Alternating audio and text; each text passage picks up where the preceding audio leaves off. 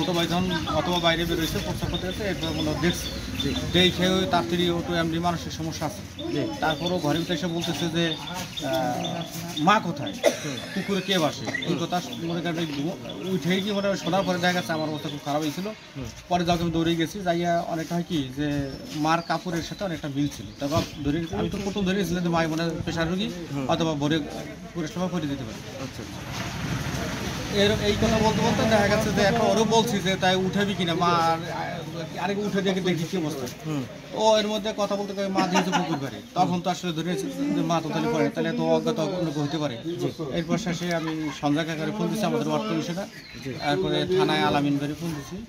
এরপরে গৌরঙ্গ ধরে ফোন দিচ্ছি আর পাড়া প্রতিবেশী চলে আসছে। আচ্ছা আপনি কি মোটামুটি কোনো প্রকার ট্রেস করতে পারছেন না এর আগে কোনো